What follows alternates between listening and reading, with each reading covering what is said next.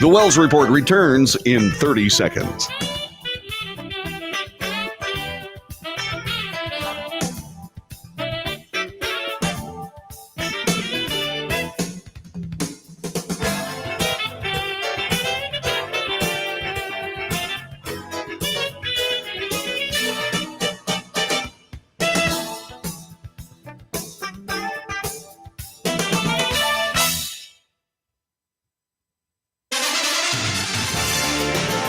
North to south, coast to coast, around the world, this is the Wells Report.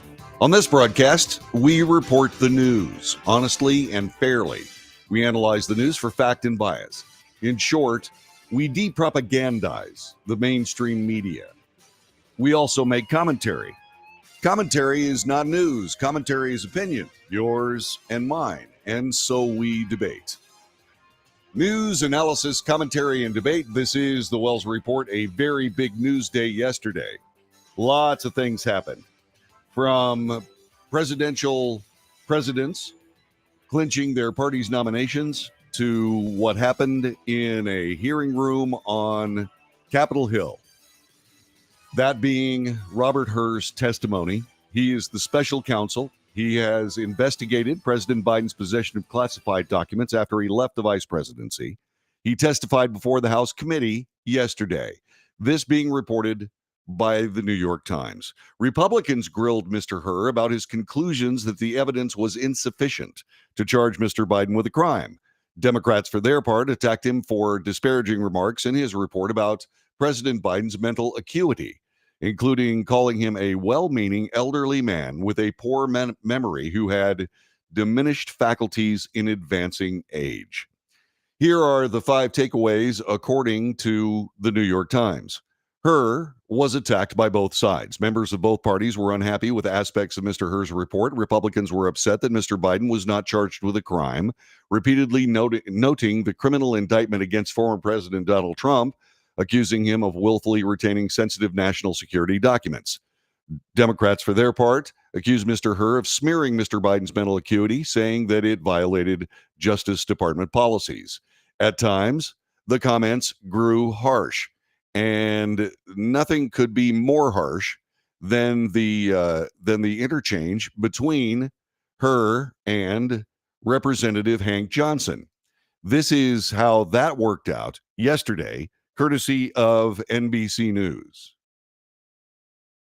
You used your report to trash and smear President Biden because he said in response to questions over a 5-hour interview that he didn't recall how he got the documents. And you knew that that would play into the Republicans' narrative that the president is unfit for office because he's senile. And the American people saw during the State of the Union address that was not true. But yet that's what you tried to offer to them, and that's why they are having you here today, so that they can expand upon that narrative. And you knew that that's what was going to happen, didn't you? Congressman, I reject the suggestion that you have just made. That is not what happened. Let me move on. Partisan politics you are a part member whatsoever in my work. You are a member of the Federalist Society, are you not? And fair. Are you a member of the Federalist Society? I am not a member of the Federalist Society. But you are a Republican, though, aren't you? I am a registered Republican. Yes, sir. And you're doing everything you can do to get President Trump reelected so that you can get appointed as a federal judge or perhaps to another position in the Department of Justice. Isn't that correct? Congressman, I have no such aspirations, I can assure you, and I can tell you that partisan politics had no place whatsoever in my work. It had no place in the investigative steps that I took. It had no place in the decision that I made, and it had no place in a single word of my report. And that was a forceful response to a partisan charge against Robert Hur. That, however, was not the only one. That was not the only one that happened. There was a notable exchange between Robert Hur and Adam Schiff, in that Adam Schiff did ask whether or not his partisanship, or if there was partisanship, regarding Robert Hur's investigation. That was also a very difficult exchange. Now, all that being said, the Republicans also opined regarding what they had to say or what they believed were the ideas around this report and whether or not, indeed, Robert Hur had drawn the correct conclusions. This was Matt Gaetz, the Republican firebrand, who then talked about the testimony and the report. The president, I did not share classified information. I did not share it. I guarantee I did not. That's not true, is it, Mr. Hur? That is inconsistent with the findings based on the evidence in my report. Yes, it's a lie. It's just what regular people would say, right? Yeah, all right. So the next one. And all the stuff that was in my home was in filing cabinets that were either locked or able to be locked. That wasn't true either, was it? That was inconsistent with the findings of our investigation. Another lie, people might say, right? Because what you put in your report was among the places Mr. Biden's lawyers found classified documents in the garage was a damaged open box. So here's what I'm understanding, right? As Mr. Armstrong laid out, you find in your report that the elements of a federal criminal violation are met.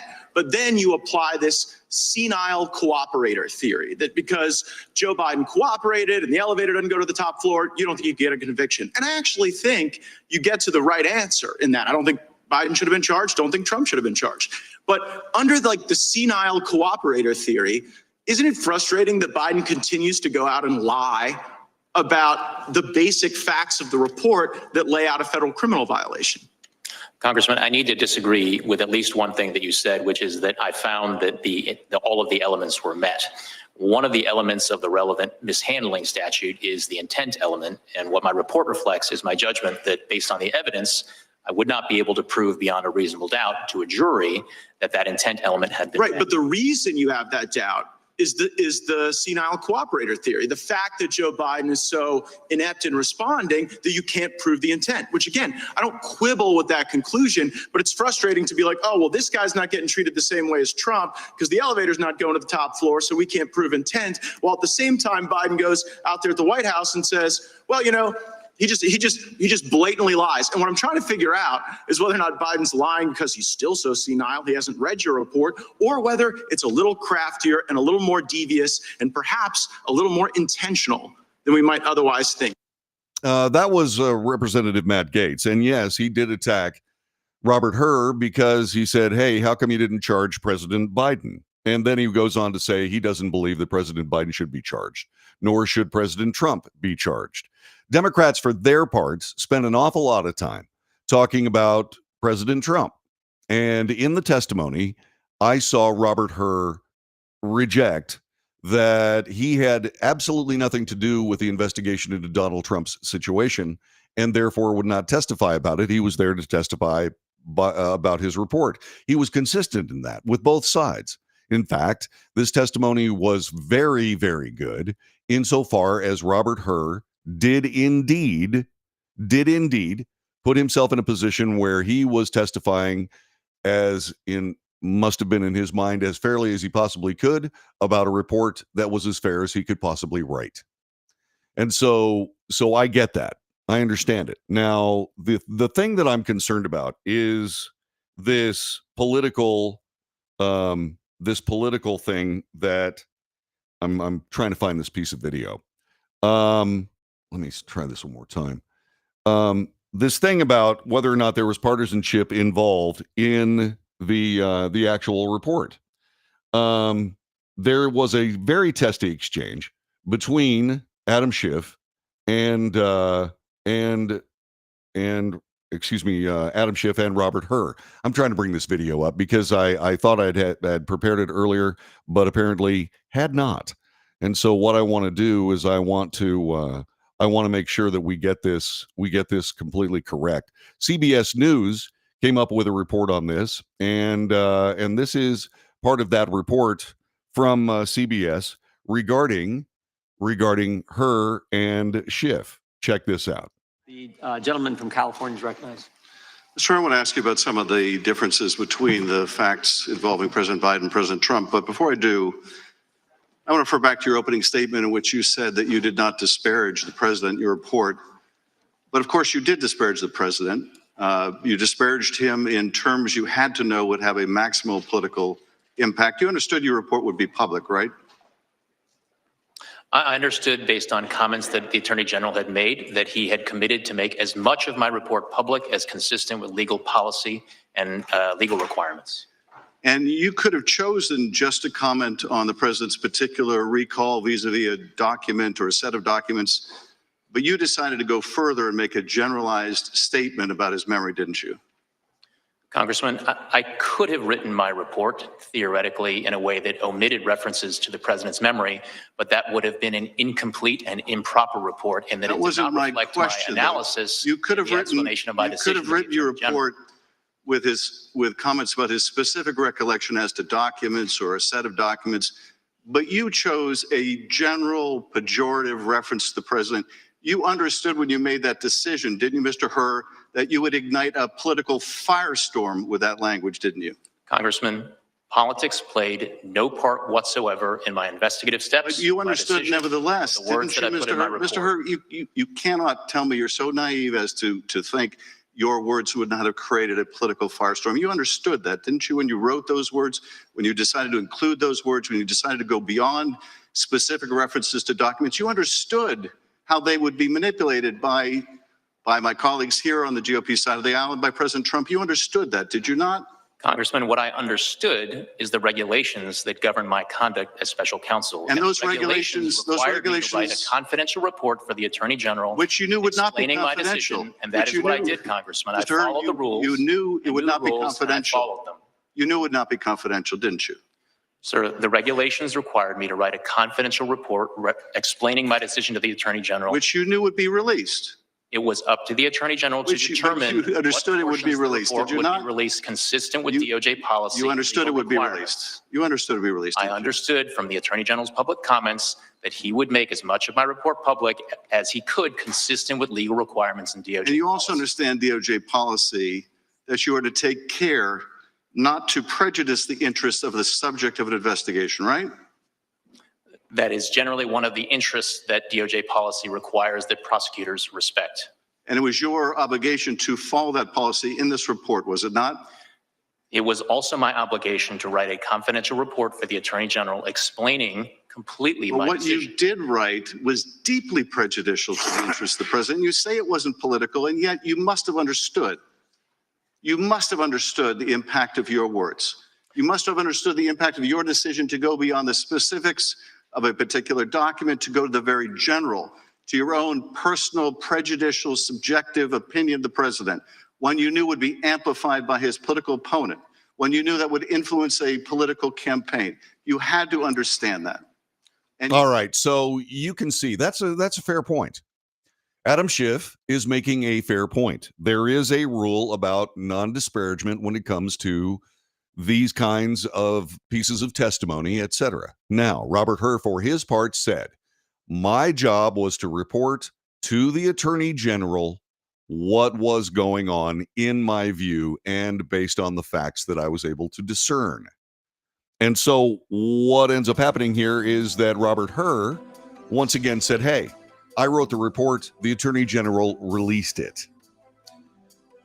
Adam Schiff then leaps into a frenzy of political justification for his point that Robert Hur must have known that this would be released. Well, that's a bridge too far. And then he goes to assess Robert Hur's motives, etc.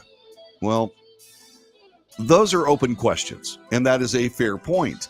However, it's not up to me, it's not up to anyone else but you as to whether or not you think Schiff made a fair point, or whether or not Robert Hur was acting in his purvey as someone who was interviewing the president under oath to determine just exactly what was going on.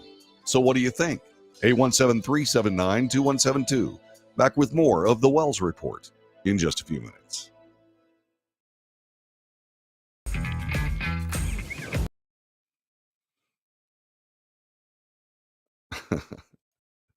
Let me try coverage.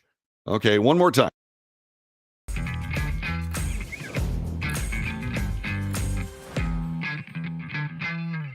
Greece is cheap. But the airfare costs a fortune. Paris? Not much closer, and again, airfare... What about Puerto Vallarta? Let's face it, flying anywhere is just too expensive. Wait, what's this?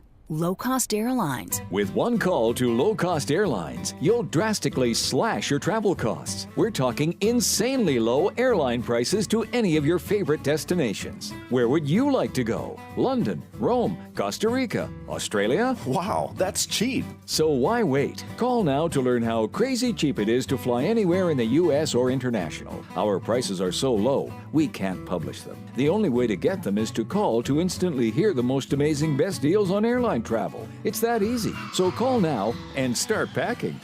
Call 877-512-3895. That's 877-512-3895.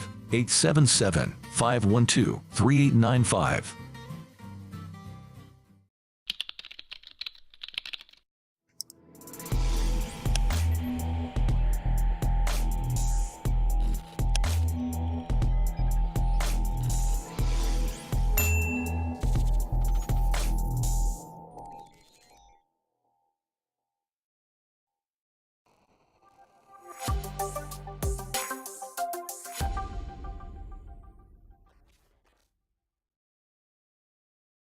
If you're living with diabetes and using insulin, you know the pain of pricking your fingers over and over again. By wearing a small device called a continuous glucose monitor, or CGM, you can reduce the pain of pricking your fingers right away. If you use insulin daily, you might be eligible to get your own continuous glucose monitor. So call the US Med Diabetic Health Hotline today and learn about the latest CGM technology. Not only can a CGM immediately reduce pain, it's accurate, easy to use, and helps you make better diabetes treatment decisions. And if you have Medicare or private insurance, you can see if you qualify for a CGM at little or no out-of-pocket cost. We'll also provide free shipping of your new CGM, and we'll bill your insurance company for you. If you use insulin daily, you might be eligible to get your own continuous glucose monitor. So call the US Med Diabetic Health Hotline to see if you qualify for a CGM at little to no out-of-pocket cost. Nobody wants to get ripped off, broken into, or robbed, but nobody wants to pay a lot of money to have their home protected either. I've got an offer to tell you about to provide home security for your home for less than $1 a day. For real, with no installation or equipment charges. And this is from a company rated #1 by a leading consumer research company. According to the facts, most of you won't even call unless there's a burglary in your neighborhood or something bad happened. So let's give you a reason. Save money. For less than $1 a day with no other costs, you can get your home secured. Plus, get a lifetime equipment replacement warranty. You need protection for your home. Call the Home Security Hotline right now. Get your home secured for less than $1 a day, and every caller today immediately qualifies for free installation. Call now. Call 877-275-0973. 877-275-0973. That's 877-275-0973.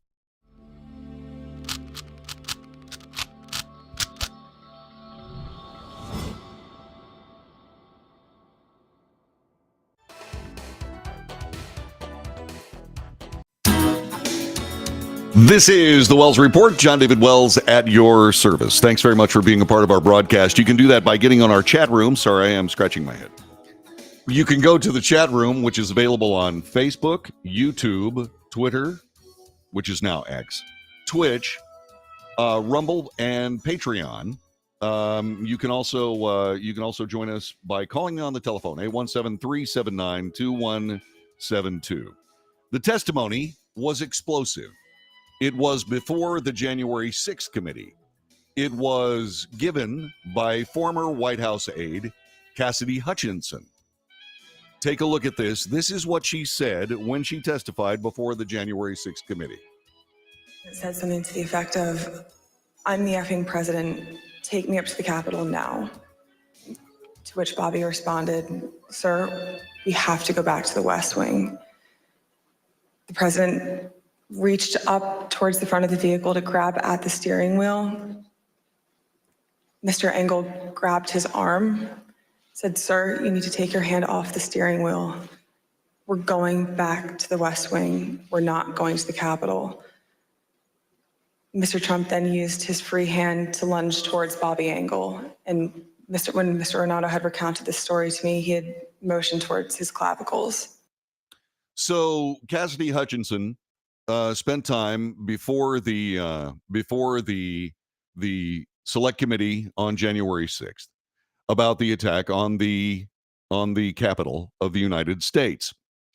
So what happened is that the Republican released report. It was released Monday of this week, led by the House Administration Oversight Committee, now points out that indeed there was an issue with that testimony insofar as, first, it was hearsay. Second of all, it was a situation whereby what happened did not happen. This, by the way, was refuted by the Secret Service itself. And the president indeed did ask, according to all the people that the House had talked to. The driver did recall President Trump asking to go to the Capitol, but did not see a lunge for the wheel. This from USA Today. Donald Trump's driver on January 6th said President Trump asked to go to the Capitol, but he didn't see the then president lunge for the wheel that day. Now, he's the driver. And if he hadn't seen it, then just exactly what was Cassidy Hutchinson talking about? She was talking about a relayed story on the part of someone that she worked with. Hearsay. That's important. The New York Times said it reviewed a transcript of the driver's interview with the House Select Committee that released a report in December of 2022 on the January 6th attack. The interview was discussed in a Republican-led House Administration Oversight Committee subcommittee report released Monday that criticized the work of the Select Committee. The full transcript was not included in the Monday report. The Oversight Committee criticized the testimony of former White House aide Cassidy Hutchinson. She testified before the January 6th committee. She was told that Trump not only demanded to go to the Capitol after his Stop the Steal rally, but that he actually reached for the wheel. The new Republican-led report honed in on how the driver and other personnel had not substantiated the story about the wheel. This indeed was substantiated at the time by the Secret Service, but it was simply rolled over and ignored. Another bit of, shall we say, January 6th committee legerdemain, which was, in my view, totally improper. In other words, they cherry-picked evidence and presented only the cherries. They didn't present any of the pits. In other words, the exculpatory information. And then there's something else. Just exactly why didn't the Secret Service take the president to the Capitol? What would have happened had President Trump shown up and told everybody to stop? The deep state sort of creeps into the conversation there, doesn't it? And that is beyond a shame. It is awful, in fact. The President of the United States should have gone to the Capitol that day. Did it present a huge security issue? Most assuredly. But that's their job. And the President is the President. I wish he had shown up on January 6th. The Secret Service said no. This is the Wells Report.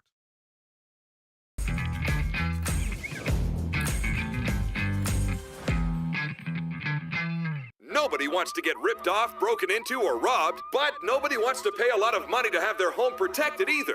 I've got an offer to tell you about to provide home security for your home for less than $1 a day.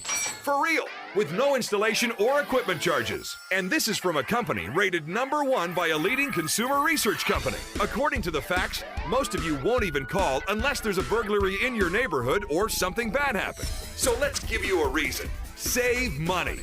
For less than $1 a day with no other costs, you can get your home secured. Plus, get a lifetime equipment replacement warranty. You need protection for your home.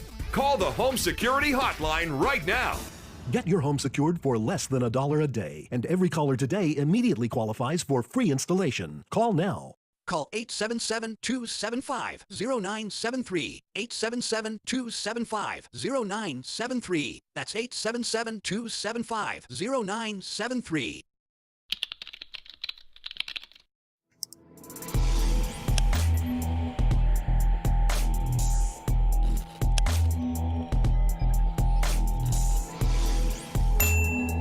If you're living with diabetes and using insulin, you know the pain of pricking your fingers over and over again. By wearing a small device called a continuous glucose monitor, or CGM, you can reduce the pain of pricking your fingers right away. If you use insulin daily, you might be eligible to get your own continuous glucose monitor. So call the US Med Diabetic Health Hotline today and learn about the latest CGM technology. Not only can a CGM immediately reduce pain, it's accurate, easy to use, and helps you make better diabetes treatment decisions. And if you have Medicare or private insurance, you can see if you qualify for a CGM at little or no out-of-pocket cost. We'll also provide free shipping of your new CGM, and we'll bill your insurance company for you. If you use insulin daily, you might be eligible to get your own continuous glucose monitor. So call the US Med Diabetic Health Hotline to see if you qualify for a CGM at little to no out-of-pocket cost.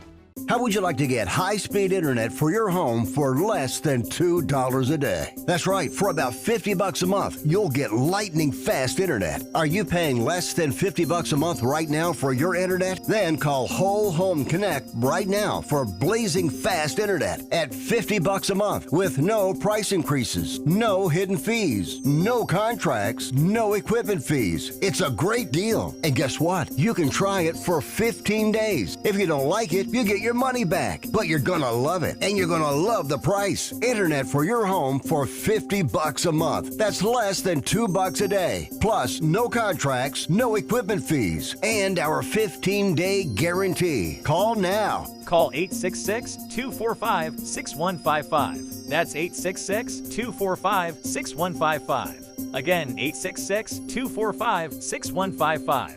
866-245-6155.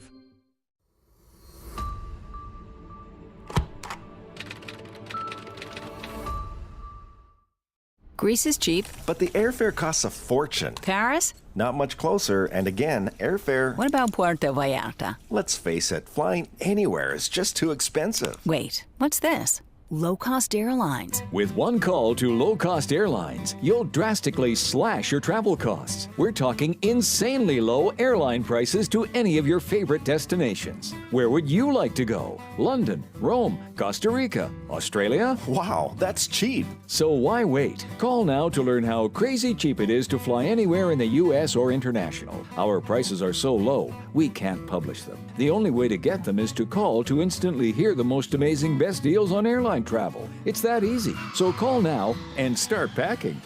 Call 877-512-3895. That's 877-512-3895. 877-512-3895.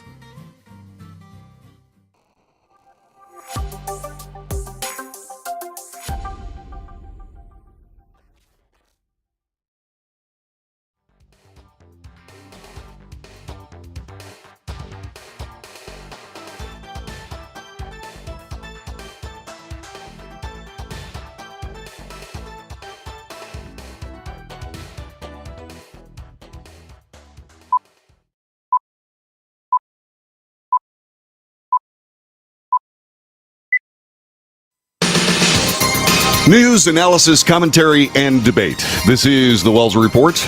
My name is John David Wells. We do debate.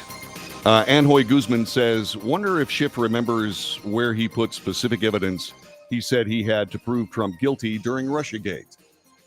Well, that disappeared.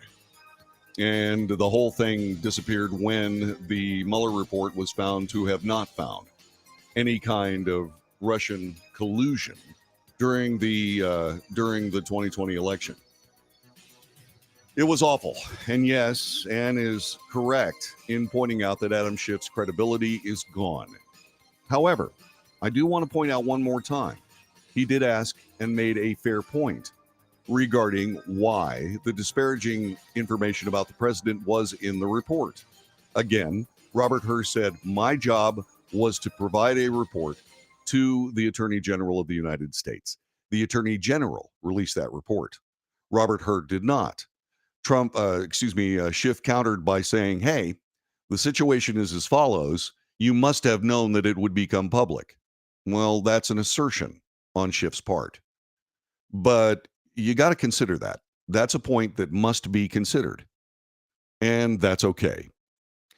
So Vladimir Putin is talking about nuclear weapons. That has been blown up into a bit of hysteria by the mainstream media, insofar as all the coverage that I've seen for the last couple of days on this particular issue did not point out something that was indeed pointed out in a report that I'm going to play for you right now. This is from Sky News, and that's from Britain. And so what happens is that the entire context of Putin's statement is reported in this Sky News report. Okay, hold on a minute. Doggone it. Ding blast. Dang it, I hate it when that happens. Let's let me just fix this for just a couple of seconds. Fox News has this annoying habit of automatically playing stuff that doesn't help the situation. And so let's get back to this Sky News report here on the Wells Report. Let me get back here and let me do this. Again, this is Vladimir Putin in the full context reported by Sky News with regard to his talk of using nuclear weapons in Ukraine. Was the big The United States announced that they were not going to send troops. We know what American... Okay, one more time. Like I said, this is kind of annoying, and I don't know why I'm dealing with this. Let me, there we go. Fantastic. And now, the third time. Once again, with feeling, verve, and enthusiasm, here is Russian President Vladimir Putin on Sky News discussing the use of nuclear weapons. The United States announced that they were not going to send troops. We know what American troops are on the Russian territory. These are invaders. This is how we will treat it, even if they appear on the territory of Ukraine, and they understand this. I said that Biden is a representative of the traditional political school, and this is proved. But besides Biden, there are plenty of other specialists in the field of Russian-American relations and in the field of strategic deterrence. Therefore, I don't think that everything is rushing so head-on here, but we are ready for this.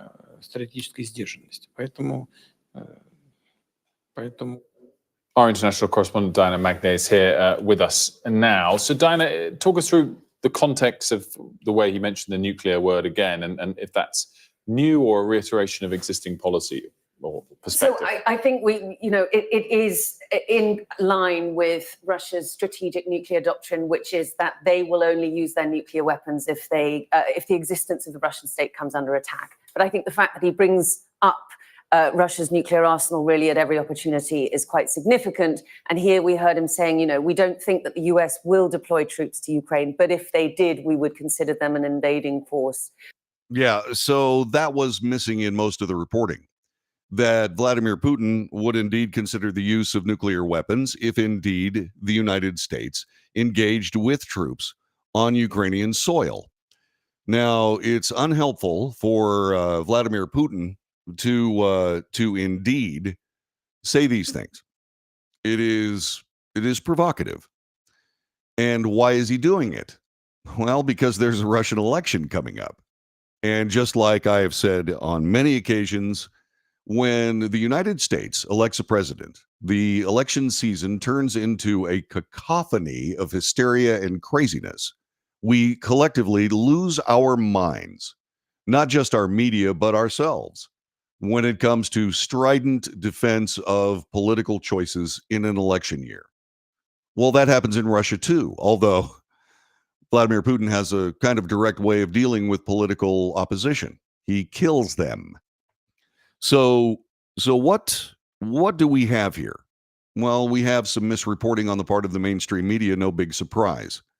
But what we also have, and by the way, I did go to Sky News to find some real reporting on it that actually established the context that Vladimir Putin was talking about. The United States would make what could be a World War III decision by moving troops into Ukraine. Indeed, offensive weapons used by the United States from non-Ukraine positions would also be provocative as to demand a response by Russia. Now, I'm not standing up for Vladimir Putin. I'm not standing up for any of it, except what I am standing up for is truth and reporting. Now, if you look at this, this is nuclear saber rattling. And everyone knows, at least should know, that by virtue of the Cold War, that Russia is not interested in using nuclear weapons. In fact, Russia has had opportunities to use nuclear weapons on the United States of America that have all come down to someone making a decision in command that stopped it. In 1978, there was a Russian early warning system that determined that there had been multiple launches by the United States against Russia. There was an alarm that went everywhere in the Soviet Union that was disregarded by a colonel of the Strategic Rocket Forces because he didn't believe that he was seeing true information based on this brand new infrared-based early warning system by Russia. And so he did not order a retaliatory strike. That man saved the world. Going back a little further, the Cuban Missile Crisis. There were 3 Russian submarines, all carrying nuclear weapons. And when the United States Navy sought to force one of these submarines, or all of them, that they were watching and that they were riding herd on, when they tried to force this submarine to the air, they used hand grenades. They tossed them overboard to warn the Russians that depth charges were coming next. Now, there was a lively discussion aboard one of the nuclear boat, or one of the, it wasn't a nuclear boat, it was a diesel electric boat. It was a Foxtrot class. That being said, the captain of that particular submarine and his political officer voted to use a nuclear weapon on the USS Ranger, which was an aircraft carrier that was in action during the Cuban Missile Crisis. There was a third man there that would go on to command K-19 who stopped it. He said no. They had to have 3 votes yes. They had 2. Again, that man quite literally saved the world. So the Russians have had opportunities to use nuclear weapons on the United States or United States forces and have rejected it every single time. I doubt very sincerely that Vladimir Putin would ever use nuclear weapons in an effort to dissuade the United States or stop what he considered to be an invasion of Russian territory. The United States is not interested in taking out Russia. Russia is not interested in getting into a nuclear conflict with the United States. Nor should they, nor will they. That being said, Vladimir Putin is saber rattling. And what you have to keep in mind is that indeed, rattling a saber makes noise. Drawing it, in other words, making a decision to actually use nuclear weapons, does not. And so, Vladimir Putin is simply saying that he is willing, for the sake of Russia, to defend itself with nuclear weapons. He went on to say that that's what these weapons are for. Why not use them? Well, okay, once again, very provocative and not helpful. But Vladimir Putin is making it abundantly clear that he feels pressure, not just from the United States, but you need to remember that Finland and Sweden have just joined NATO. NATO is surrounding Russia. And these are countries that have been used as a buffer zone by the Russian forces, Russian government for decades. And those buffer zones, for all intents and purposes, are gone now. Is this something that is in Vladimir Putin's mind? The answer is yes. And he is warning people that he has resources on hand that can stop any kind of invasion into his country. And that's understandable. I just happen to believe that this is, once again, nuclear saber rattling. So that brings us here. We have not seen reports that accurately describe Vladimir Putin's statement. Why? The reason is for whatever reason, there is an anxiety level that seemingly must be maintained upon the American people by our media. Now, I understand completely. I remember being just frightened to death during the Cold War. Just frightened to death about whether or not we were all going to die in a nuclear holocaust, and those survivors would wander around in a radiation-poisoned land on both sides. And it would be quite literally an existential level event. And I remember my dad saying similar things that I'm saying to you when we discussed the Cuban Missile Crisis. He said, well, you know, we did have missiles in Turkey. We had Jupiter missiles that did have nuclear warheads. And Turkey is adjacent to the old Soviet Union and now Russia. And so what ended up happening is that nuclear weapons were removed from Cuba. And then sometime later, for political reasons, those missiles in Turkey were also removed. There is a reasonableness between the superpowers that forestalls nuclear Armageddon. And it works. That is the MAD theory, mutually assured destruction. It's deterrence. And deterrence is a genius tactic that works every time it's used. If you do this, we will obliterate you. And it has been successful countless times. So when you look at all of this, you see this game being played for political effect. Vladimir Putin is trying to appear strong and invincible for his people. Now, their elections are different than ours. Russia will say that it's a democracy, and it is. But the votes cast by Russian voters are not for specific candidates. The votes cast by Russian voters are cast to affirm the government policy that is in place. The government then chooses the president. And so Vladimir Putin is sort of winning these elections mainly because he kills his political opposition. And two, the voting is different.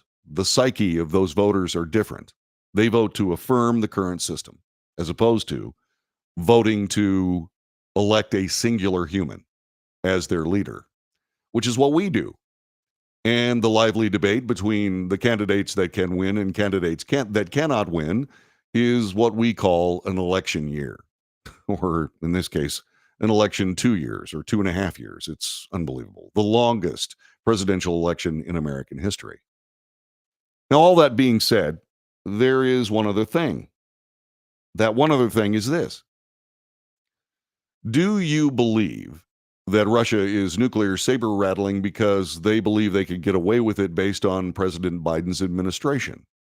Do you believe that President Biden could cope with that level of, shall we say, provocative military action on the part of President Putin? Do you believe that President Trump would make all this go away? He says that's what he would do. He points out that he believed that if he was not elected in 2016, there would have been a nuclear war between North Korea and the United States. Again, nuclear saber rattling. Again, adding to the American anxiety level. So you have to decide in a very complex world, what are the causes? Is it a weak president? Is it an overly zealous old man running Russia who wants to appear big and tough and strong? Do you believe that President Biden or President Trump would be able to handle this situation better or worse? Those are the questions posed based on this information. But in the background, always remember, the mainstream media is not giving you the whole truth. They are propagandist. And that is awful. It's one of the reasons why you watch this broadcast, because we don't do that here.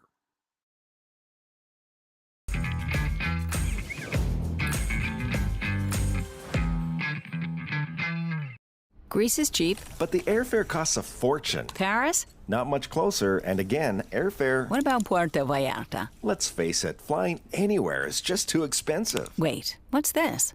low-cost airlines. With one call to low-cost airlines, you'll drastically slash your travel costs. We're talking insanely low airline prices to any of your favorite destinations. Where would you like to go? London, Rome, Costa Rica, Australia? Wow, that's cheap. So why wait? Call now to learn how crazy cheap it is to fly anywhere in the U.S. or international. Our prices are so low, we can't publish them. The only way to get them is to call to instantly hear the most amazing best deals on airline travel. It's that easy. So call now and start packing.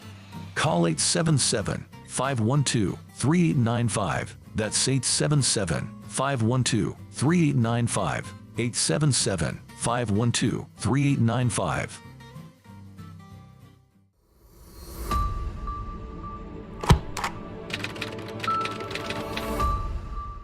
How would you like to get high-speed internet for your home for less than $2 a day? That's right, for about $50 a month, you'll get lightning fast internet. Are you paying less than $50 a month right now for your internet? Then call Whole Home Connect right now for blazing fast internet at $50 a month with no price increases, no hidden fees, no contracts, no equipment fees. It's a great deal. And guess what? You can try it for 15 days. If you don't like it, you get your money back, but you're gonna love it, and you're gonna love the price. Internet for your home for $50 a month. That's less than $2 a day. Plus, no contracts, no equipment fees, and our 15-day guarantee. Call now. Call 866-245-6155. That's 866-245-6155. Again, 866-245-6155. 866-245-6155.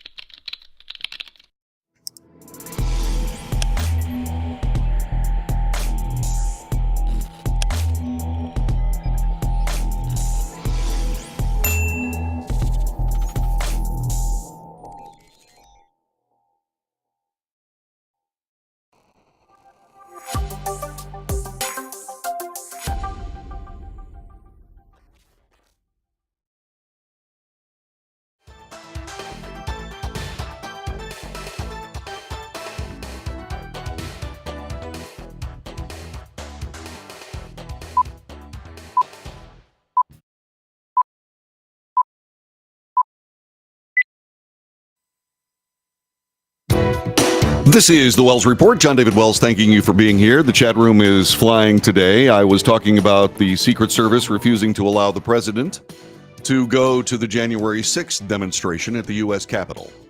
I really wish that they had followed the orders of the commander-in-chief, but they didn't. Why didn't the Secret Service take him there? Well, it was too dangerous. Okay, but that's their job. The President of the United States had spoken. Why did he go?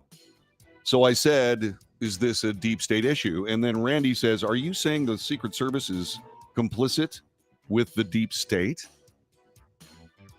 Yeah, that's what I'm saying. I am saying that.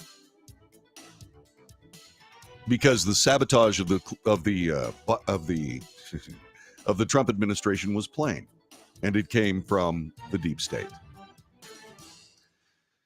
Representative Ken Buck, he is a Republican from Colorado, is leaving Congress at the end of next week. He announced his retirement last year, but now he's saying he's just leaving.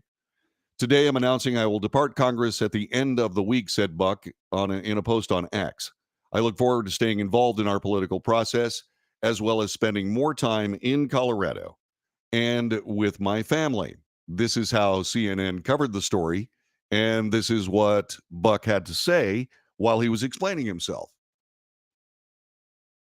Of the fact that you are leaving March 22nd, next Friday, how much does that have to do with the fact that Trump is the presumptive nominee and you're not exactly a fan? Well, I don't think whether he was the nominee or not, I think our system is broken in how we choose candidates, and I want to get involved in that process. Is it really that miserable right now to be, I mean, from the outside in, it doesn't look that fun. From the inside in, is it that bad that you're saying, I'm done? It is the worst year of the 9 years and 3 months that I've been in Congress. And having talked to former members, it's the worst year in 40, 50 years to be in Congress. But I'm leaving because I think there's a job to do out there that I want to go do. And that is what Ken Buck had to say. Now, I want to say some things based on that decision. As you know, there is a very narrow majority regarding the United States House of Representatives that's being held by the Republicans. That's down to like 1 or 2 seats now, courtesy of Ken Buck. I have long said that the most dangerous political faction in the United States are indeed moderate Republicans. And that is true because they are ulterior. Ken Buck is leaving because, in my view, and I know I'm forwarding, shall we say, an assessment of his motivation. But Ken Buck is someone who indeed is a moderate Republican, someone who does not approve of Donald Trump and is seeing the party move toward Donald Trump insofar as Republican voters are exquisitely tired of moderate Republican intransigence and dithering. Mitch McConnell made the same decision. He's stepping out of Senate leadership because he knows the politics have changed. Ken Buck says, I'm going to go work to elect candidates. What kind of candidates? Candidates in the moderate Republican image? Is that what he's going to do? Absolutely, that's what he's going to do.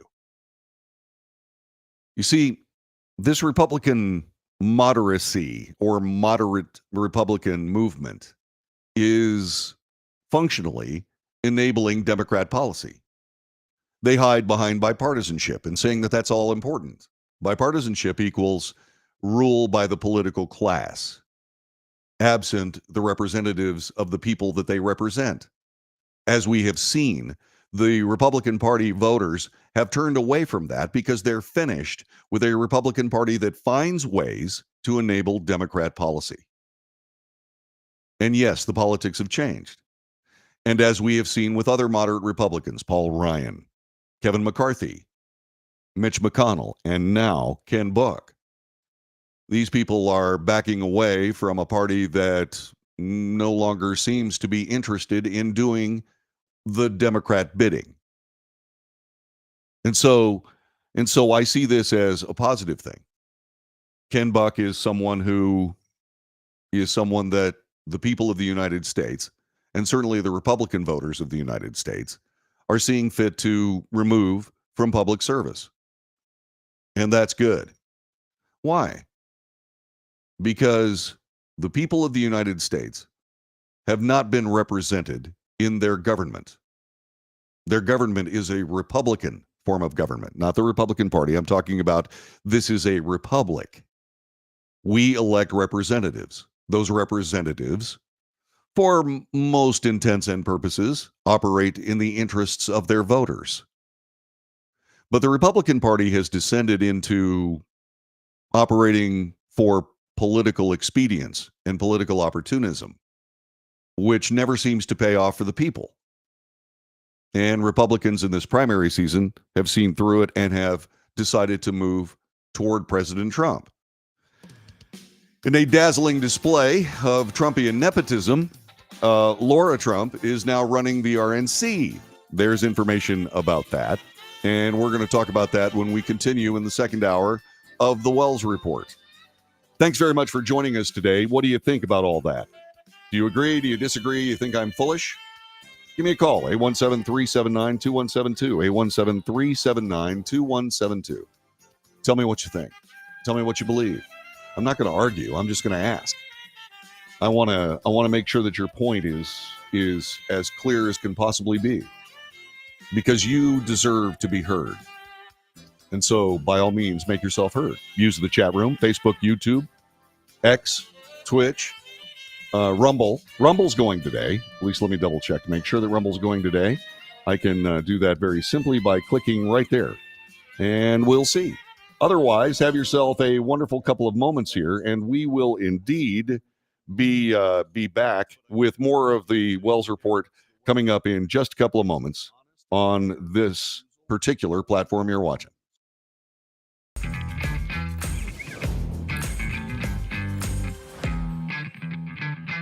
How would you like to get high-speed internet for your home for less than $2 a day? That's right, for about $50 a month, you'll get lightning fast internet. Are you paying less than $50 a month right now for your internet? Then call Whole Home Connect right now for blazing fast internet at $50 a month with no price increases, no hidden fees, no contracts, no equipment fees. It's a great deal. And guess what? You can try it for 15 days. If you don't like it, you get your money back. But you're gonna love it, and you're gonna love the price. Internet for your home for $50 a month. That's less than $2 a day. Plus, no contracts, no equipment fees, and our 15-day guarantee. Call now. Call 866-245-6155. That's 866-245-6155. Again, 866-245-6155. 866-245-6155.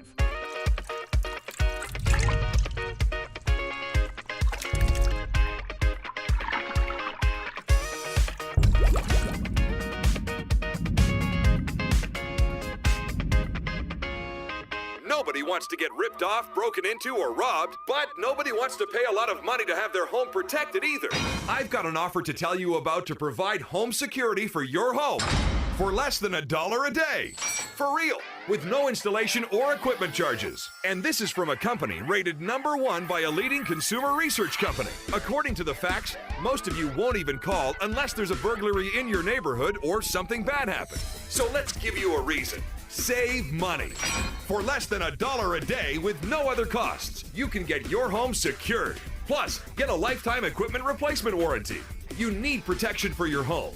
Call the Home Security Hotline right now. Get your home secured for less than $1 a day, and every caller today immediately qualifies for free installation. Call now. Call 877-275-0973. 877-275-0973. That's 877-275-0973.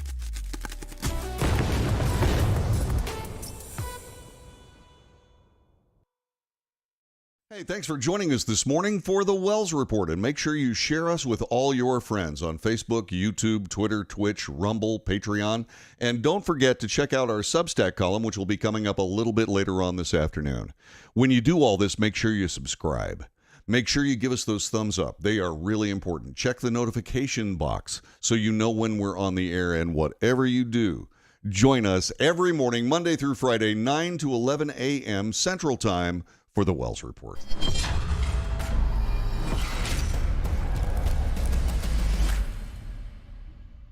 Greece is cheap. But the airfare costs a fortune. Paris? Not much closer, and again, airfare... What about Puerto Vallarta? Let's face it, flying anywhere is just too expensive. Wait, what's this? Low-cost airlines. With one call to low-cost airlines, you'll drastically slash your travel costs. We're talking insanely low airline prices to any of your favorite destinations. Where would you like to go? London, Rome, Costa Rica, Australia? Wow, that's cheap. So why wait? Call now to learn how crazy cheap it is to fly anywhere in the U.S. or international. Our prices are so low, we can't publish them. The only way to get them is to call to instantly hear the most amazing best deals on airline travel. It's that easy. So call now and start packing.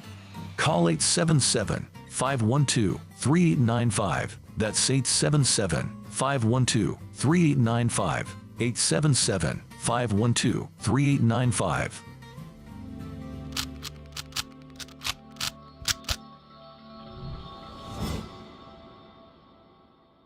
If you're living with diabetes and using insulin, you know the pain of pricking your fingers over and over again. By wearing a small device called a continuous glucose monitor, or CGM, you can reduce the pain of pricking your fingers right away. If you use insulin daily, you might be eligible to get your own continuous glucose monitor. So call the US Med Diabetic Health Hotline today and learn about the latest CGM technology. Not only can a CGM immediately reduce pain, it's accurate, easy to use, and helps you make better diabetes treatment decisions. And if you have Medicare or private insurance, you can see if you qualify for a CGM at little or no out-of-pocket cost. We'll also provide free shipping of your new CGM, and we'll bill your insurance company for you. If you use insulin daily, you might be eligible to get your own continuous glucose monitor. So call the US Med Diabetic Health Hotline to see if you qualify for a CGM at little to no out-of-pocket cost.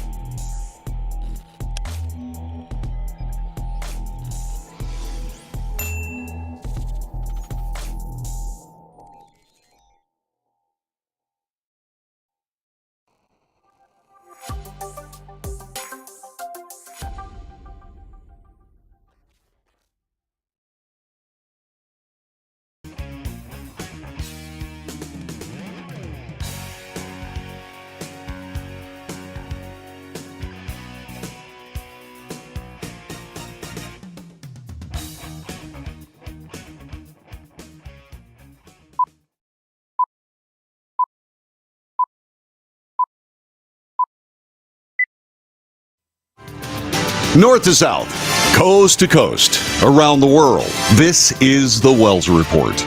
We report the news, honestly and fairly. We analyze the news for fact and bias. We point out both. We depropagandize the mainstream media. We do debate. It is true. There is debate and there is commentary, all opinion. And so let's share that debate. 817-379-2172. 817-379-2172. You can also join us on the chat room, Facebook, YouTube, Twitch, Rumble, all of the platforms that we broadcast on. And make sure that you subscribe to those platforms. More about that a little bit later. And so, as we come to this broadcast, something significant did indeed happen. And that was that the various parties of the United States, the Republicans and the Democrats, have indeed chosen their nominees, or at least their presumptive nominees. The Today Show did this report on the victories of both Donald Trump and Joe Biden last night. Overnight, President Biden and former President Trump officially clinched their party's nominations with primary victories in multiple states, setting up a high-stakes rematch in what's expected to be a bitter, costly, and lengthy general election campaign battle. We're the official nominee of the Republican Party, which is a big deal. It comes just hours after former special counsel Robert Hur was grilled on Capitol Hill. We identified evidence that the president willfully retained classified materials after the end of his vice presidency. We did not, however, identify evidence that rose to the level of proof beyond a reasonable doubt. Hur also defended his assessment that the president would present himself to a jury as an elderly man with a poor memory. My assessment in the report about the relevance of the president's memory was necessary and accurate and fair. But Republicans slammed his decision not to prosecute. Joe Biden broke the law. But because he's a forgetful old man who would appear sympathetic to a jury, Mr. Hur chose not to bring charges. Democrats blasted him too for even mentioning the president's memory. You understood when you made that decision, didn't you, Mr. Hur, that you would ignite a political firestorm with that language, didn't you? Congressman, politics played no part whatsoever in my investigative steps. The classified documents found in President Biden's old offices, his Delaware home, and his garage were all returned. Democrats say that's the main difference between his case and the one involving former President Trump, who's pleaded not guilty to criminal charges for allegedly enlisting others to destroy evidence. Hur pushed back, though, when Democrats claimed his report exonerated President Biden. You exonerated him. You know that the term willful retention has a... Mr. Hur, it's my time.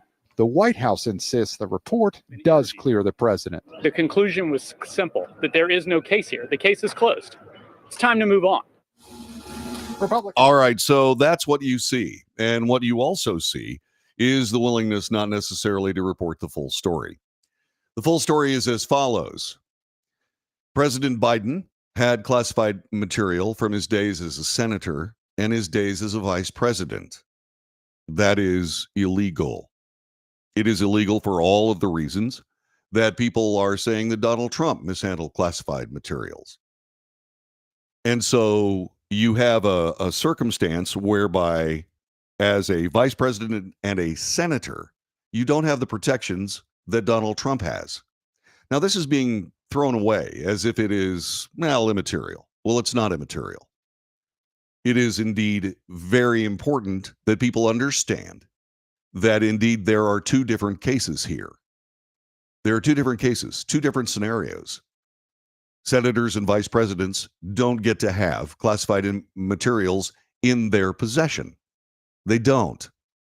President Trump does.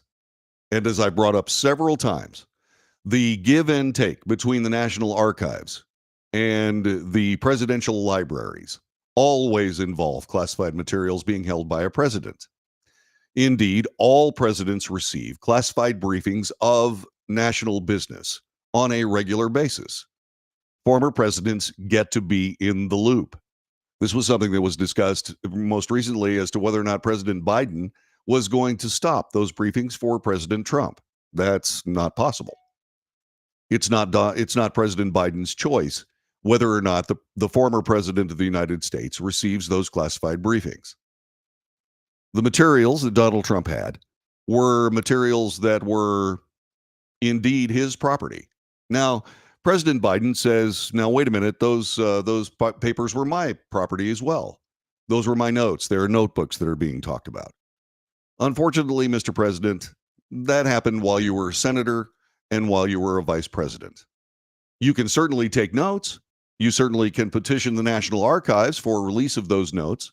Indeed, many of the classified materials that President Biden had were probably declassified in the intervening years between his Senate days, his vice president days, and his presidency. That being said, you don't get to have two different ways of going after a president. This is exacerbated by Robert Hur's decision not to prosecute the president. Reasonable people realize that prosecuting the president is not the right thing to do. The only problem with that is that they are pursuing President Trump because he represents a threat to their political agenda. And they're doing so by distorting in a grotesque fashion, in my particular opinion, which is why we're on this camera. I believe that is absolutely and completely improper. And so do almost 2/3 of Americans, both Democrats and Republicans. They say this is all politically motivated. Well, it is. And so we find ourselves in a position where there are clear decisions to be made with regard to Robert Hur's testimony about President Biden. Indeed, his report. Not released by him unilaterally, but released by the Attorney General of the United States, Merrick Garland. He released that report. He most certainly could have redacted the part about the mental capabilities of the president as seen by Robert Hur, but he didn't. And so Robert Hur being attacked for what is in his report, we've seen this redaction before by the Department of Justice. It happens, except in this case. So just exactly what is Merrick Garland doing? Nobody's asking Merrick Garland. Everybody is attempting to attack the messenger, which is Robert Hur. And so what we have is this dynamic of dual legal interpretations. So what do we do about it? Well, I wrote about it on X. I said, after that testimony yesterday, I said, game, set, match. And then I implored the President of the United States, Joe Biden, to immediately call for the cessation of lawfare, federal lawfare, against former President Donald Trump. I said in my X post, I said, look, what you need to do is you need to call for the immediate cessation of this lawfare, this Jack Smith mess. You need to call for its cessation because you are both guilty of, if there is guilt, which I don't necessarily believe, but if there is indeed guilt, then it applies to both men. And I said that the president needs to allow the people who actually possess his political future to act. Who are those people? We, the people. Our votes, this election, should not be decided in a federal courtroom. This election should be decided in an election booth room. Indeed, an election booth. I asked President Trump to trust us. Trust we, the people. We possess his political future, not him, not his party. We do. The American people are really pretty good at putting the right person in the right job at the right moment, especially where the presidency is concerned. And President Biden needs to, abide by that. That's the clear case. It would help President Biden's approval ratings immeasurably. It would call back to his inaugural speech where he says, I want to be the president for all people. But what we keep seeing is a strident, shall we say, sociopathic Democrat Party doing anything necessary to win, up to and including distorting American law, due process, the Bill of Rights, all for the sake of their politics. The president can indeed stop all that, should he choose to. And he should choose to. He should say, okay, this is enough. The voters will decide. We'll decide. And we will. For good or ill. I'm not saying that it's a lead pipe cinch that Donald Trump is going to win the election, although many Democrats believe that. Democrat leadership believes that. But stranger things have happened. Now, do I agree with President Biden's policies? Absolutely not. I think what we're seeing here is just the silly spasms of leftist policy being imposed on the American people, up to and including creating a French government-style socialism for we the people. We are not going to accept it at any level. And we have to stop dividing Americans based on their political decisions. Every time the President of the United States excoriates his political rival, he's not just slapping around his political rival. He's slapping around 74 million Americans. And you're saying, well, that's not going to be the number that votes for President Trump this time. No, but I do have to say that the president did say that he needs everyone who believes in what he's doing to vote for him and to overcome whatever legerdemain might occur in electioneering around the country during the 2024 election. And I believe he's going to be successful. Do I believe that Joe Biden is going to receive 81 million votes this time? No, not anywhere close. I'm wondering if he's going to break 60 million votes. And that would be a telling bit of information issued by the voters of the United States. Now, people have said, well, you're pro-Trump, you're pro-that, you're pro-this, and I'm not. I'm pro-Constitution. I'm pro-Bill of Rights. I'm pro-equal protection under the law. I'm anti-deep state. I don't believe the government of the United States should be making our political decisions for us. They do. Donald Trump is a populist. He is not a party man, although he, for whatever reason, keeps standing with the Republican Party and is indeed trying to change that party into a more populist, more service-oriented party for the people of the United States, at least the Republicans. And so the battle is joined. A rematch, if you will. It hasn't happened since 1956. A rematch of who is going to run for the presidency of the United States by people who had already run or even had been the president of the United States. Donald Trump stands a chance to follow in the footsteps of Grover Cleveland. President Biden has a chance to indeed put himself in a position where he is able to forward his leftist agenda or the agenda that he represents. And so now the decision-making comes. Now the speeches happen. Now the campaigns unfold. Will President Biden even debate President Trump? I hope so. I hope so indeed. This is the Wells Report. Back with more in a moment.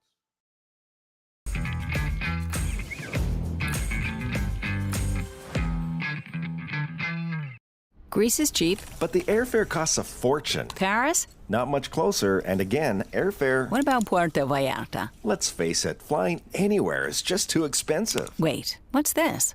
Low-cost airlines. With one call to low-cost airlines, you'll drastically slash your travel costs. We're talking insanely low airline prices to any of your favorite destinations. Where would you like to go? London, Rome, Costa Rica, Australia? Wow, that's cheap. So why wait? Call now to learn how crazy cheap it is to fly anywhere in the U.S. or international. Our prices are so low, we can't publish them. The only way to get them is to call to instantly hear the most amazing best deals on airline travel. It's that easy. So call now and start packing. Call 877-512-3895. That's 877-512-3895. 877-512-3895.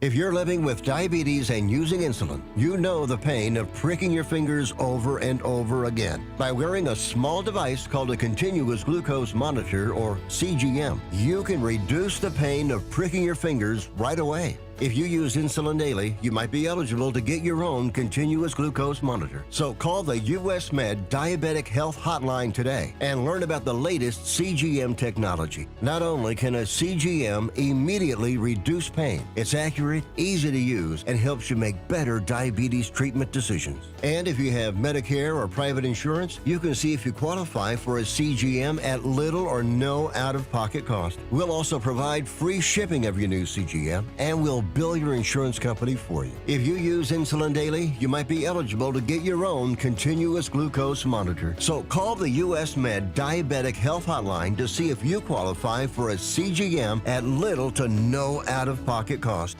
Nobody wants to get ripped off, broken into, or robbed, but nobody wants to pay a lot of money to have their home protected either. I've got an offer to tell you about to provide home security for your home for less than $1 a day. For real, with no installation or equipment charges. And this is from a company rated #1 by a leading consumer research company. According to the facts, most of you won't even call unless there's a burglary in your neighborhood or something bad happened. So let's give you a reason. Save money. For less than $1 a day with no other costs, you can get your home secured. Plus, get a lifetime equipment replacement warranty. You need protection for your home. Call the Home Security Hotline right now. Get your home secured for less than $1 a day, and every caller today immediately qualifies for free installation. Call now. Call 877-275-0973. 877-275-0973. That's 877-275-0973.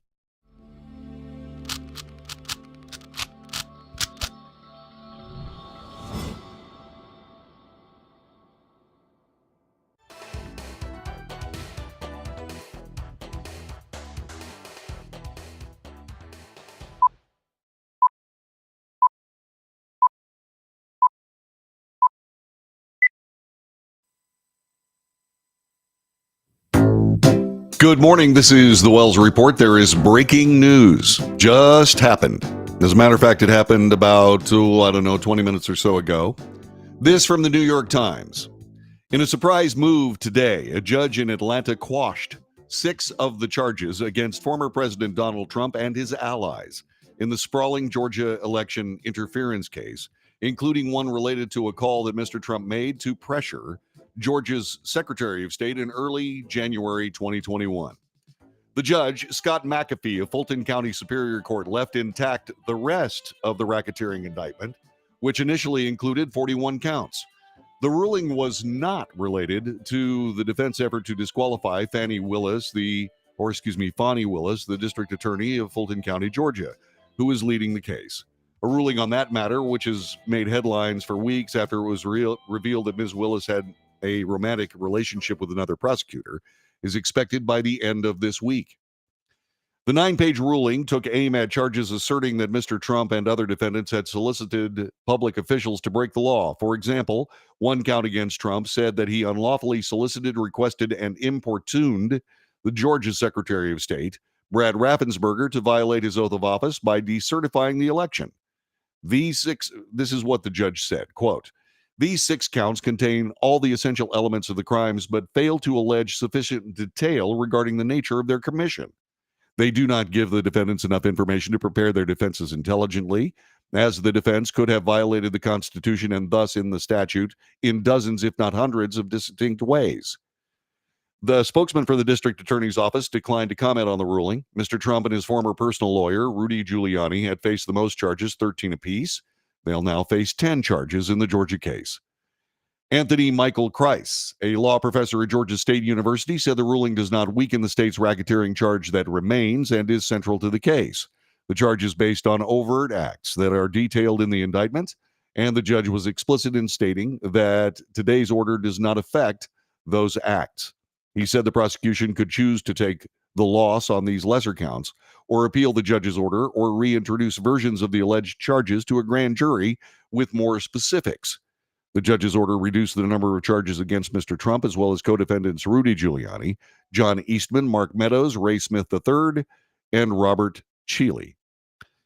And so, one of the great things about the United States form of government is that it is a tripartite government: legislative, executive, and judicial.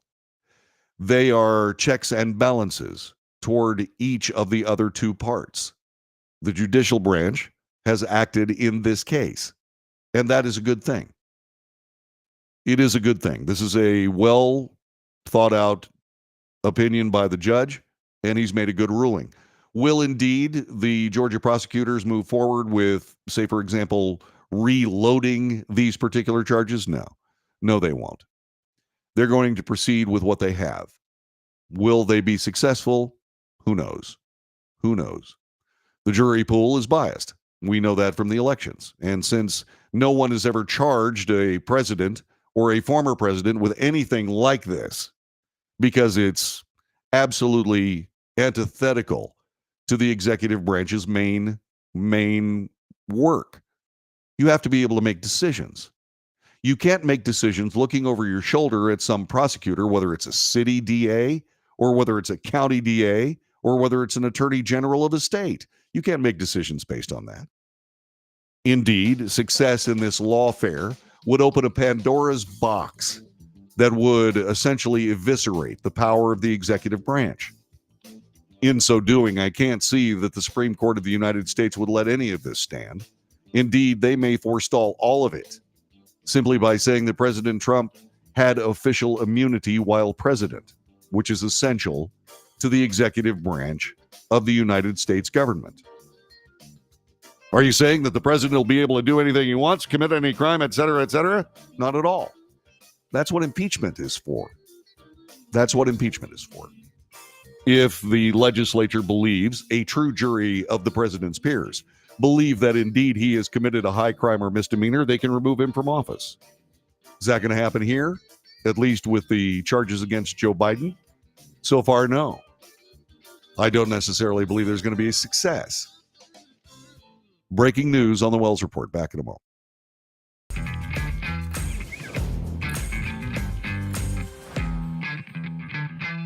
Nobody wants to get ripped off, broken into, or robbed, but nobody wants to pay a lot of money to have their home protected either. I've got an offer to tell you about to provide home security for your home for less than $1 a day. For real, with no installation or equipment charges. And this is from a company rated #1 by a leading consumer research company. According to the facts, most of you won't even call unless there's a burglary in your neighborhood or something bad happened. So let's give you a reason. Save money.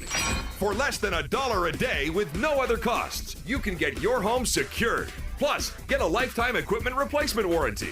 You need protection for your home. Call the Home Security Hotline right now. Get your home secured for less than $1 a day, and every caller today immediately qualifies for free installation. Call now. Call 877-275-0973. 877-275-0973. That's 877-275-0973.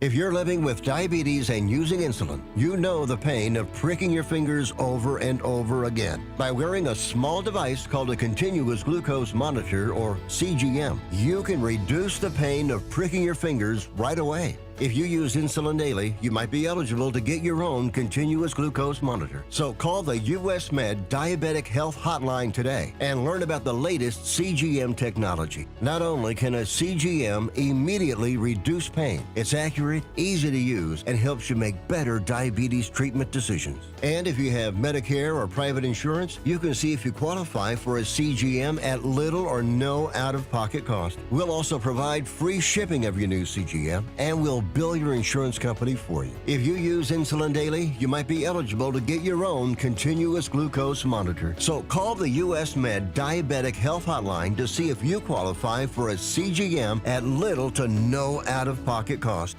How would you like to get high-speed internet for your home for less than $2 a day? That's right, for about $50 a month, you'll get lightning fast internet. Are you paying less than $50 a month right now for your internet? Then call Whole Home Connect right now for blazing fast internet at $50 a month with no price increases, no hidden fees, no contracts, no equipment fees. It's a great deal. And guess what? You can try it for 15 days. If you don't like it, you get your money back, but you're gonna love it, and you're gonna love the price. Internet for your home for $50 a month. That's less than $2 a day. Plus, no contracts, no equipment fees, and our 15-day guarantee. Call now. Call 866-245-6155. That's 866-245-6155. Again, 866-245-6155. 866-245-6155.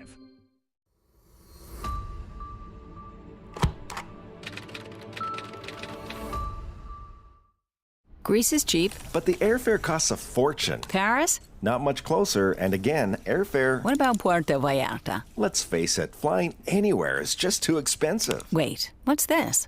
Low-cost airlines. With one call to low-cost airlines, you'll drastically slash your travel costs. We're talking insanely low airline prices to any of your favorite destinations. Where would you like to go? London, Rome, Costa Rica, Australia? Wow, that's cheap. So why wait? Call now to learn how crazy cheap it is to fly anywhere in the U.S. or international. Our prices are so low, we can't publish them. The only way to get them is to call to instantly hear the most amazing best deals on airline travel. It's that easy. So call now and start packing.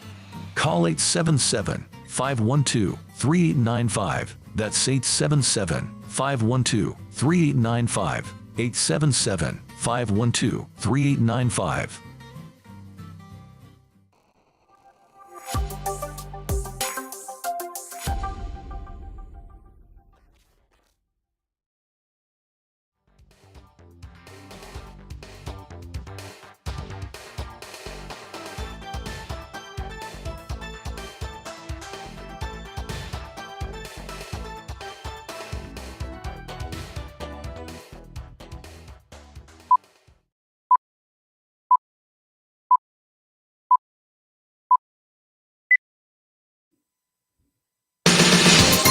News, analysis, commentary, and debate.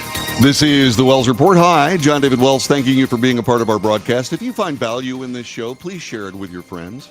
Subscribe. Ask your friends to subscribe to it. If you find any value in the commercials that we play, by all means, contact those folks. Every time you do, we get a little hunk of change. And believe me, we could use it. We could... If you'd like to contribute directly to this broadcast, go to patreon.com/The Wells Report. And throw us a buck or two every month. It's not a bad idea. If you got a couple extra bucks, that's half a Starbucks. It would be really nice if you could throw that at us. Once again, go to patreon.com/The Wells Report. And yeah, we debate. We have a chat room, and you can access that. You can also call 817-379-2172. And says Biden should never have physical possession of any classified documents prior to being president. That is true. It's absolutely true. It's actually the law. Poker says Hillary was guilty according to Comey. Biden is guilty according to her. No worries, no charges. But Trump is automatically guilty no matter what and must go to court. Well, and that certainly applies to this idea that there are two systems of justice. The system of justice that is applied to Republicans, the system of justice that is applied to Democrats or not applied to Democrats. And so we find ourselves in this political world, this precarious willingness to change the rule of law to the rule of politics. It is something we simply must turn away from.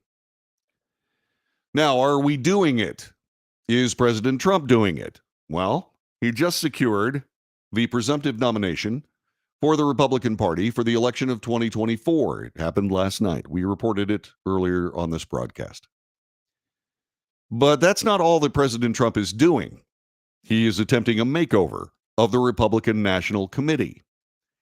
USA Today says that idea is now in full force. Layoffs of more than 60 people and plans to move operations to South Florida are in the offing. The RNC upheaval came less than a week after party members elected a new leadership team of allies to the former president and presumptive Republican presidential nominee.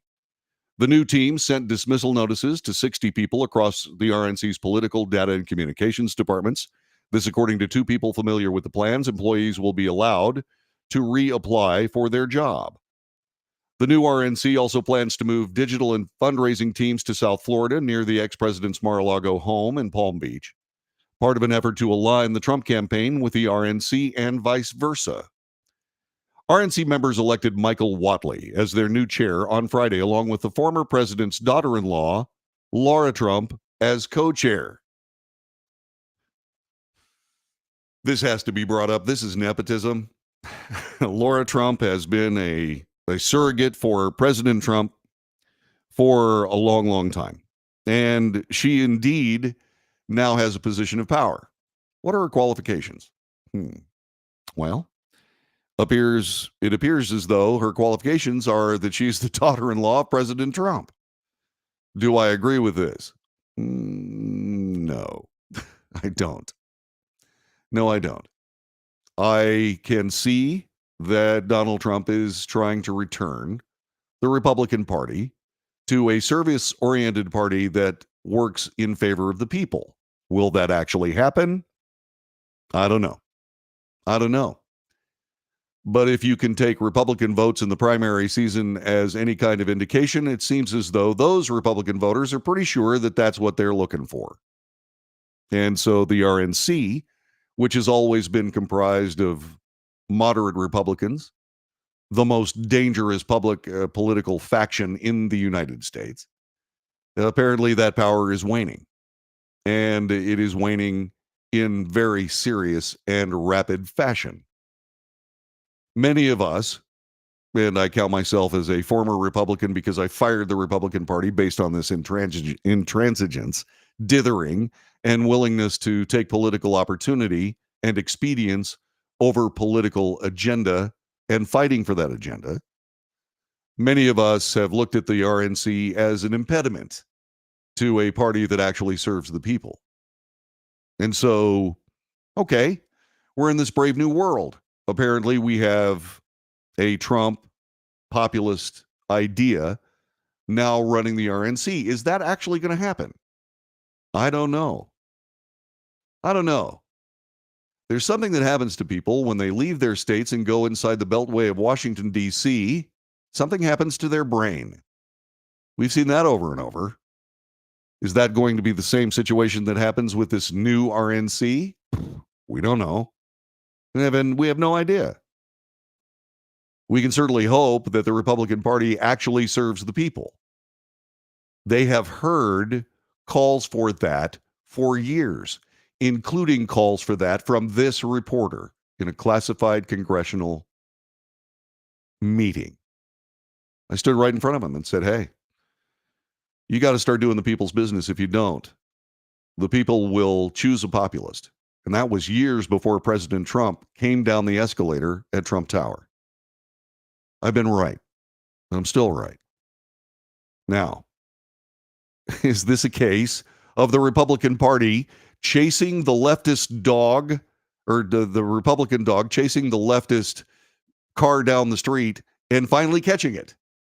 The dog goes, holy moly, what do I do now? Maybe. Maybe they have an agenda. Maybe they have a plan.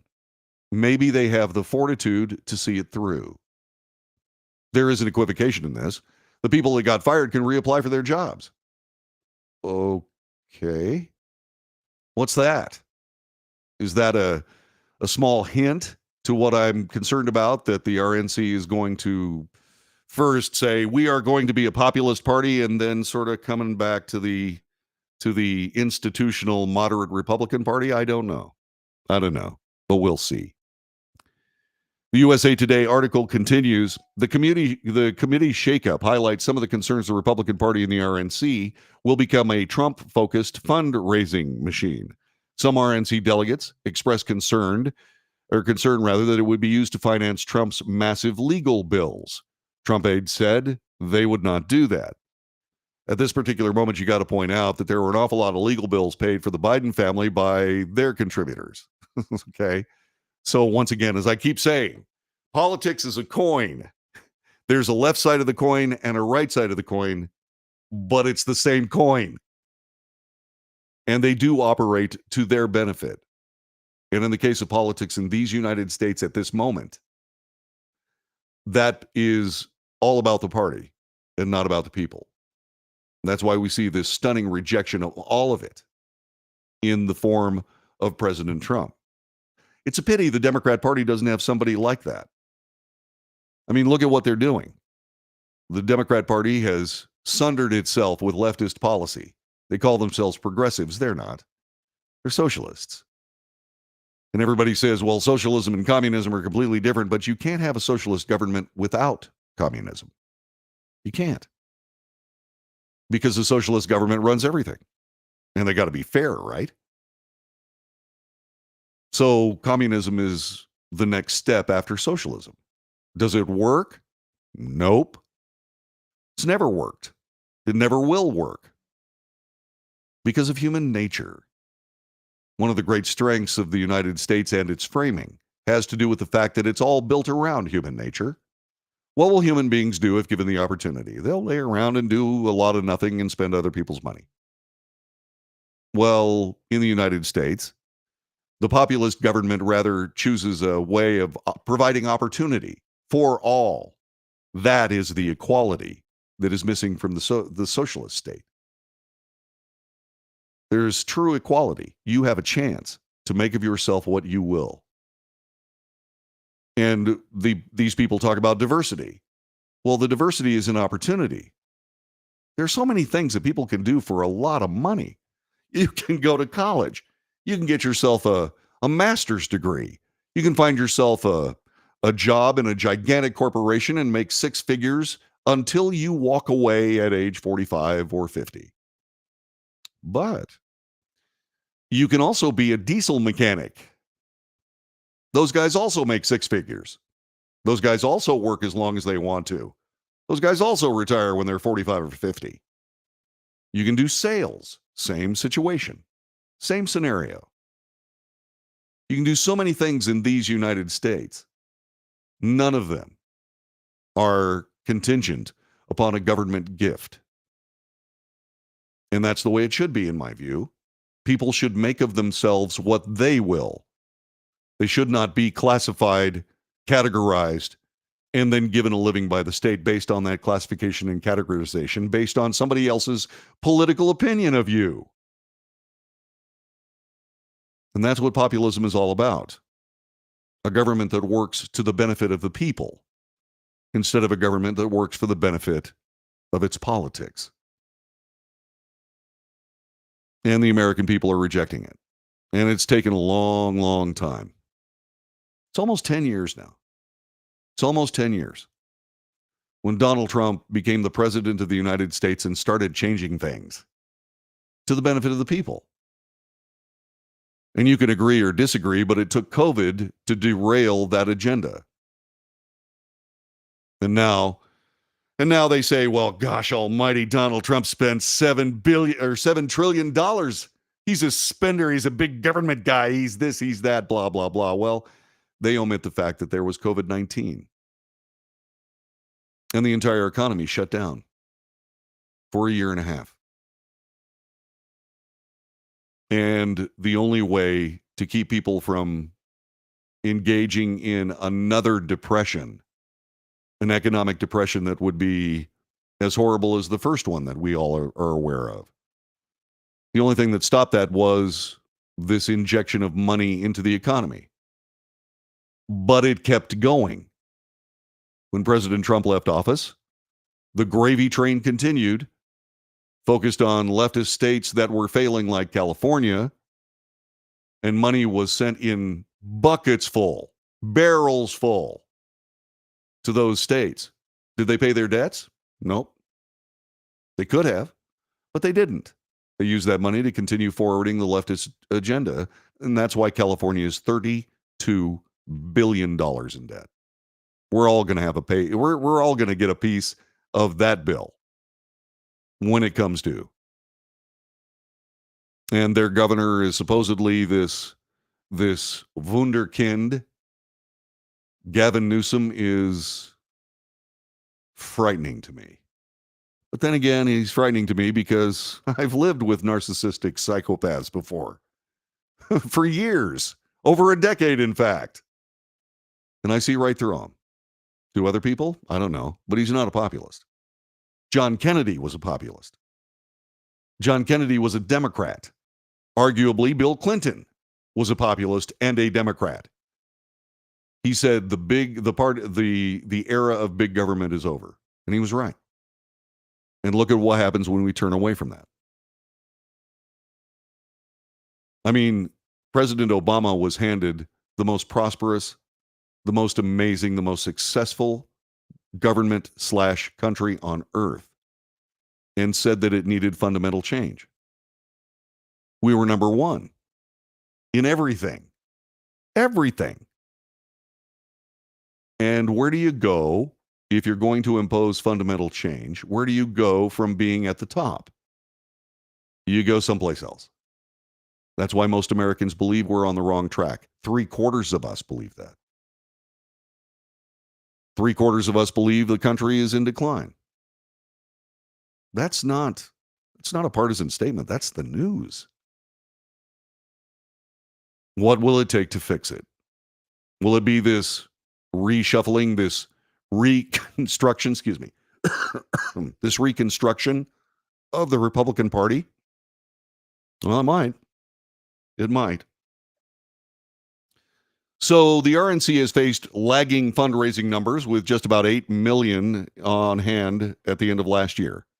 The Democrat National Committee, by comparison, had about 3 times that amount.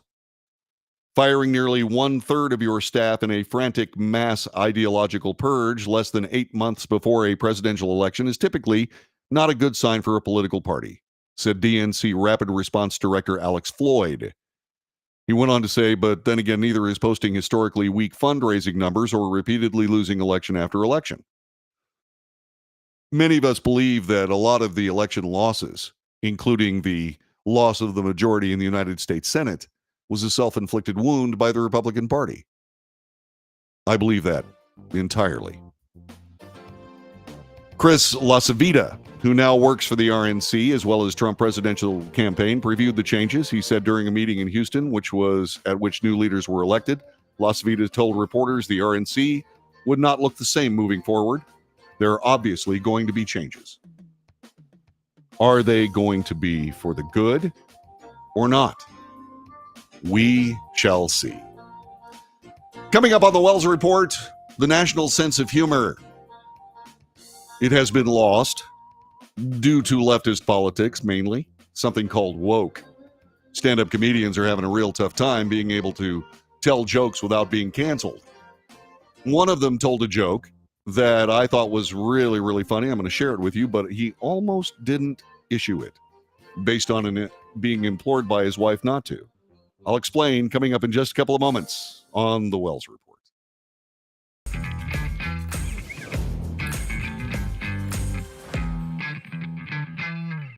Greece is cheap. But the airfare costs a fortune. Paris? Not much closer, and again, airfare... What about Puerto Vallarta? Let's face it, flying anywhere is just too expensive. Wait, what's this?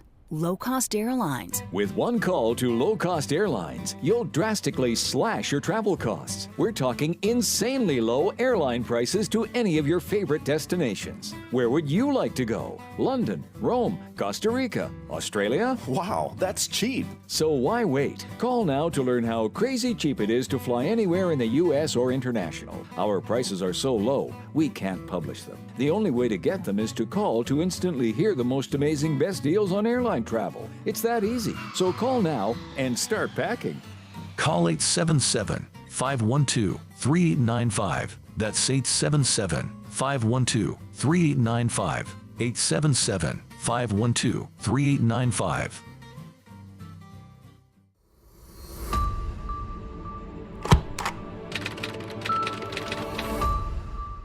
How would you like to get high-speed internet for your home for less than $2 a day? That's right, for about $50 a month, you'll get lightning fast internet. Are you paying less than $50 a month right now for your internet? Then call Whole Home Connect right now for blazing fast internet at $50 a month with no price increases, no hidden fees, no contracts, no equipment fees. It's a great deal. And guess what? You can try it for 15 days. If you don't like it, you get your money back, but you're gonna love it, and you're gonna love the price. Internet for your home for $50 a month. That's less than $2 a day. Plus, no contracts, no equipment fees, and our 15-day guarantee. Call now. Call 866-245-6155. That's 866-245-6155. Again, 866-245-6155. 866-245-6155.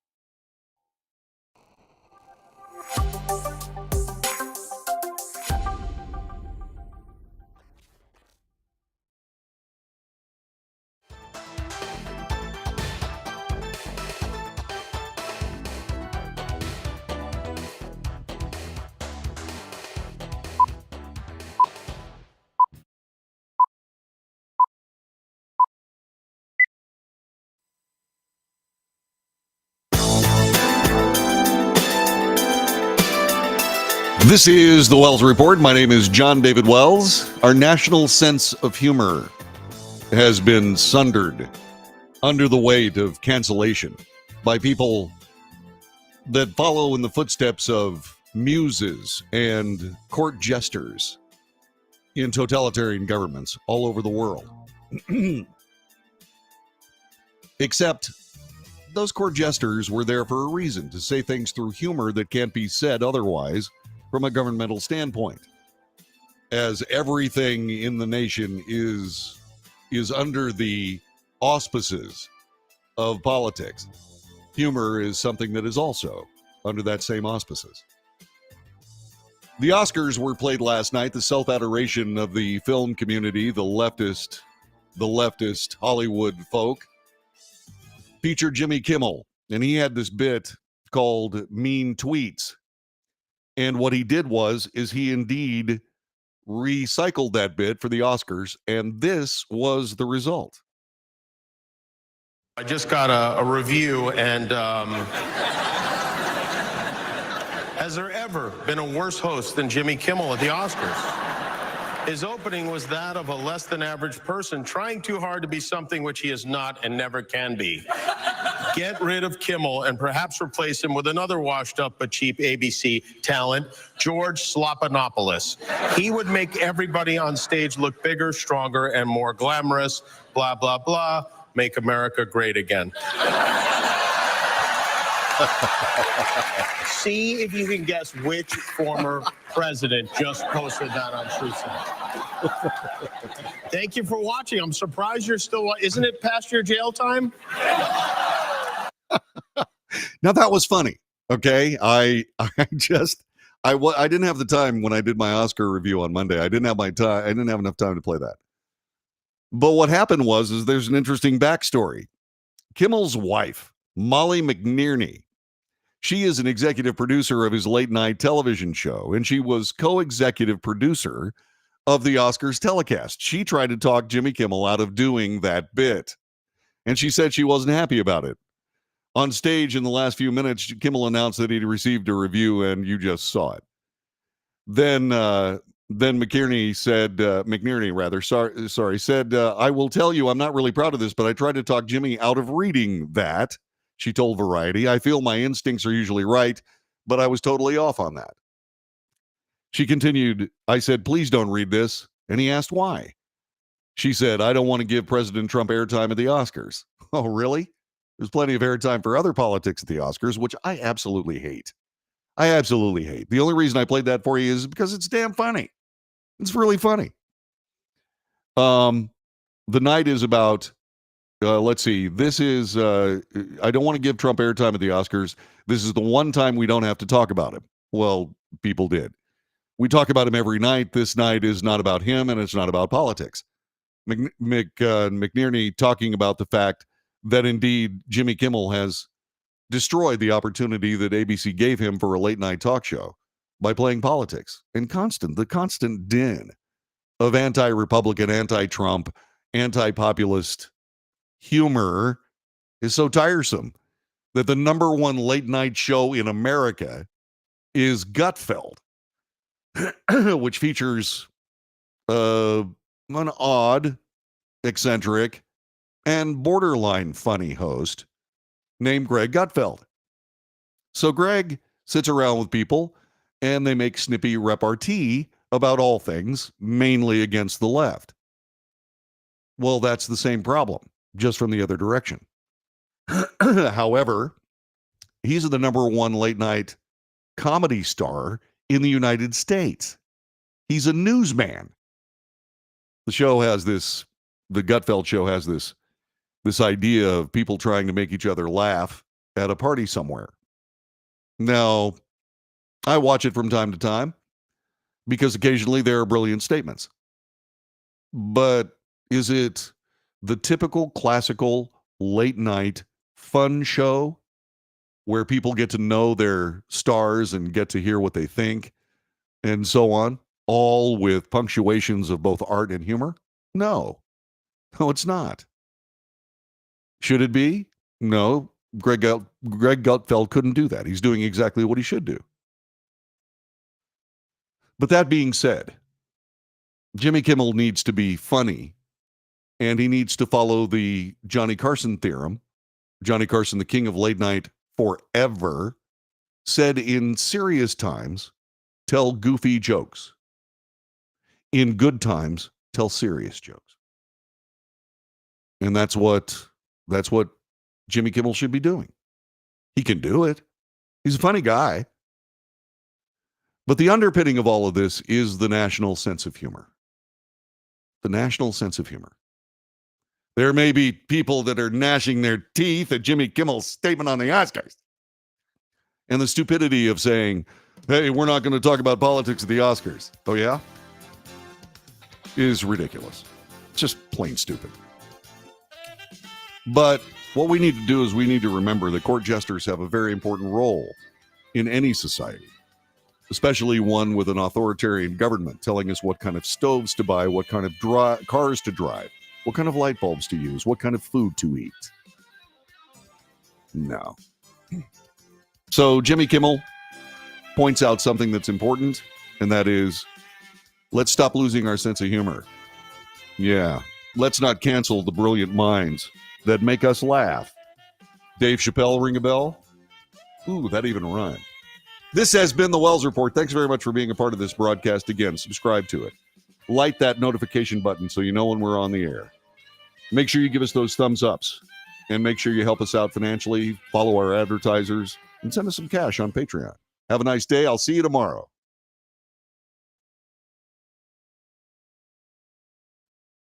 Okay. Let's see what we got here. Let me go back to the chat room to finish this thing up. Let's see. Okay. All right. Yeah, everybody just sat and watched. Hey, listen, thanks very much for joining us. I have a couple of things to do. I double booked myself, and I'm going, really? So that being said, I'm going to move on and get a bunch of things done. Have a great day, everybody. Catch you tomorrow, says Unon. Great show, JD. Have a wonderful day. I will. Take good care of yourselves. Be safe. Make good decisions. I'll see you tomorrow.